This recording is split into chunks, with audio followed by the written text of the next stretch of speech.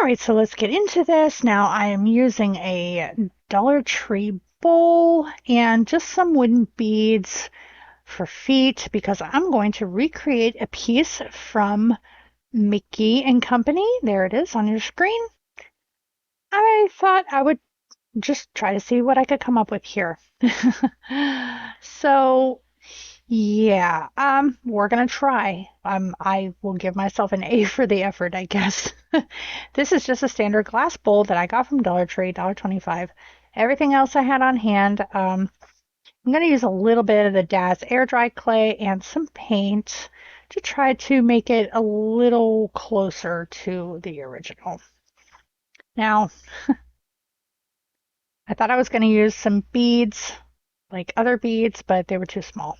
So we're scrapping that idea. All right, so I'm going to take my three wooden beads. They're quite a bit bigger than these other beads that I thought I was going to try and use, but decided not to. And I'm going to use a combination of E6000 and my Surebonder hot glue gun with Surebonder hot glue to attach them to the bottom of the bowl. And I will just glue those on and let those set up for hours and hours and hours. Spoiler alert, it still never really worked out, but I made it work. I think that must be my new theme. I made it work. Maybe those will be my next line of t-shirts. I made it work. Yeah. So we'll come back after I have that done. All right, so now that I have those on and attached, I'm going to just take a little bit of clay around the edges, trying to make it look like it's sculpted. It didn't really work out so well, but hey, it was worth a try.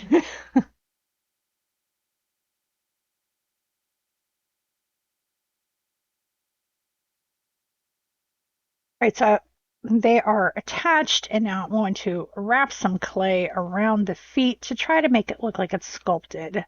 Um, I think if I do this again, which I may even go back and redo this one. But I think what I would do is just sculpt the feet directly from the clay. Just put the clay on the bottom of the bowl and sculpt the feet out on my own. Or use those beads inside the clay, you know, like, and just like go over top the whole thing. I didn't do that, and I probably should have. But it is what it is, and you live and you learn. I made it work. Just carefully going around there, trying to push that clay in and make it tight to the bead. It looks like it should work, and I'm just kind of smoothing it up, trying to blend it. And that's what I did for all three. And there you can see they're all wrapped up on those beads. I used some water to help me smooth everything out a little bit. And we'll just let that set up and dry overnight, and we can continue on making this uh, bowl riser thing. Right, that's set up, and now it's time to paint this. And I'm going to first coat this in Mod Podge. And I'm going to use some chalk paint, some regular acrylic paint. I should not have coated it in Mod Podge. So while that's drying, I want to work on a second dupe, and this one I saw on our house, I think. So I'm gonna try this. Okay. It does not turn out the way I'd hoped, but there it is. Uh, yeah. So I'm going to use the air dry clay again, the DAS air dry clay, or DOS. How do you say that? Is it DOS or DAS? Anyway, the air dry clay to try to recreate this other piece. I don't really have a good estimation of the actual size of it. Um, just kind of going, just kind of going with it. I don't work with clay. often. Like my my clay experience is like just shoving it in a mold, and that's that. Um, I crafted my own YouTube button out of clay. That was fun. I created the mold for it and everything. Um, but that's pretty much it. I do know that you can sand it. Honestly, of all the things I've made out of clay, my YouTube button is probably the coolest thing I've ever done. It's really nice and smooth. Anyway, uh, so I'm just rolling out ropes of this clay, and I wrapped a little bowl with saran wrap, and I'm going to attempt to make this other piece. I should have just thrown the whole, like, I should just spread a whole piece of clay over the bowl, like shaping another bowl, right? And just kind of carved the shape out instead. Maybe that would have worked better. I don't know. I don't know. But we're going to go with my apparently new Bondo, and I made it work. Using water to help uh, get all of my edges together. I just got this clay was it a couple weeks ago in the mail? A week ago. I just ordered it recently, and when I first opened it, which you saw there previously, it was very dry compared to the last one that I had, which when I opened it the first time was pretty damp.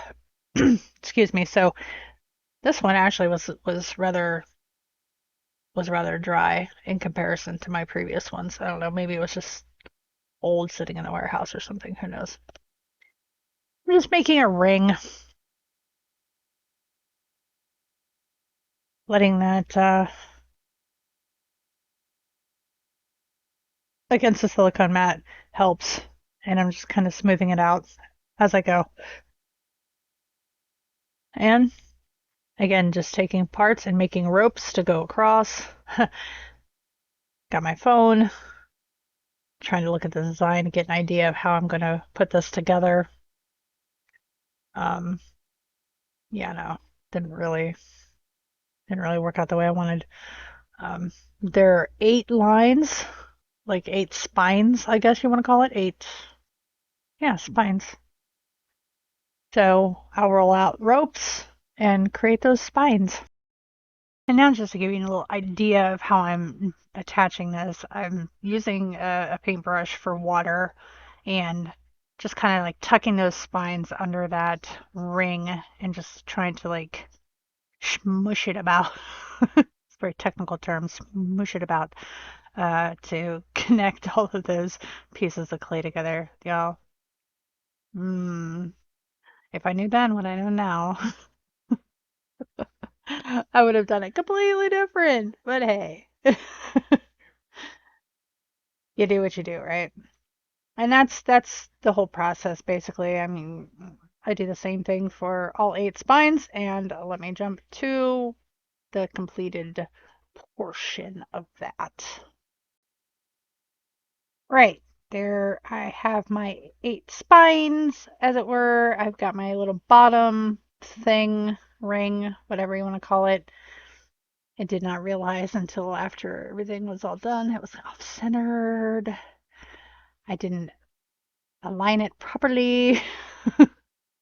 uh, uh, but it is handmade, so it's a one-off. It's unique. It's one of a kind.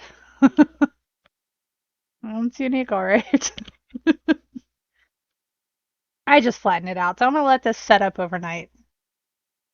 All right, now while that's setting up, the Mod Podge is dry, and I'm going to paint my bowl. And the exterior, I'm going to use the Home Decor chalk paint in sheepskin. Sorry, folk art. And then Delta Ceram coat in Bambi brown. I'm going to mix those two together for the inside. Uh, that inspiration piece has a tan interior and a white exterior.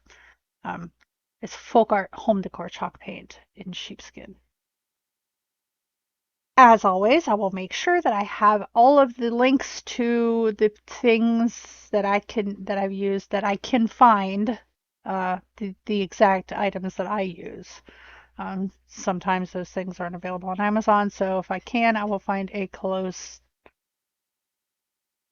approximate to that. Um, the Mod Podge, the paint, the clay. And that's it. I'm mixing those together. Am I mixing those together? Yes, I'm doing the inside. So I'm painting the inside first, then I'll paint the outside.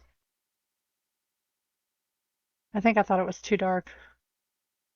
Then I thought it wasn't dark enough, I guess. I don't know. It's painting. Y'all know how to paint, right? You slap the paint in there, you scribble it about with a brush. There you go. That's what I'm going to do. So we will jump to the next shot of that being finished, and we will move on to the other bowl, as it were. Okay, now you can see I've got the inside painted, and I'm going to paint the outside and over those feet with just with the sheepskin. That's all. And again, it's painting. I don't think I need to show you that whole process. So let's skip forward. Right, that's painted, and I'm going to coat it with the glossy finish matte mod, or glossy finish Mod Podge, not matte. I always use matte, that's why I just, anyway, I'm using glossy finish Mod Podge for the inside, and now my other bowl thing is dry, so I will be painting that next. Okay, now let's paint this, and I'm going to do something a little differently than normal. I'm going to use the Bambi Brown, and this is again by the Delta Ceramic Coat, and I'm going to mix it with some baking soda, and I'm going to use cracked pepper. I'm going to mix it in the paint, and I'm also going to put it on the wet surface. Because I was thinking, I guess I'll add a little bit of chalk paint just to lighten it up just a little bit. So adding the baking soda kind of defeats the purpose at that point, but I don't know. Y'all. Anyway, just don't ask. I have no idea. I have no clue. I have no clue. But let's just give it a shot. So we're gonna mix the baking soda, and I'm gonna put the cracked pepper in. I didn't use a lot of baking soda, so it didn't really give me a whole lot of texture, which is fine. And I really need a different pepper mill. This thing is great, but as you can see, it's nice sized chunks of cracked pepper. Charlie's watching The Little Mermaid, and he enjoys this movie a lot. So if you hear him in the background, that's why he's all excited. Anyway, mixing that up and just slapping the paint on there. So what I'm doing here is I'm just stippling some of this paint on in batches. And while that paint is wet, I'm taking my pepper mill and just cracking some of the pepper onto that wet paint. And I'm just going to do this all over the whole thing. You can see some of that pepper there. Looks pretty good like that. So I'm just going to continue on and do the whole thing. And here are the finished pieces, and I have notes. The profile of the bowl could have been a little different, and then it would have looked, I could have spread those feet out better. It would look better. And the pure salt dupe, not Arhaus, but pure salt. Yeah, I'd like to try that one again. I know I can do better. I know I can do better. But it's an interesting piece. Like I said, it's unique, and you see with all those little pepper flakes, it kind of gives it an edge. So I don't know. You guys, let me know what you think in the comments below. And if you haven't already, would you consider subscribing and ring the notification bell so you know when I have new uploads on Saturday afternoons. Thanks so much for watching. Take care, y'all. Bye.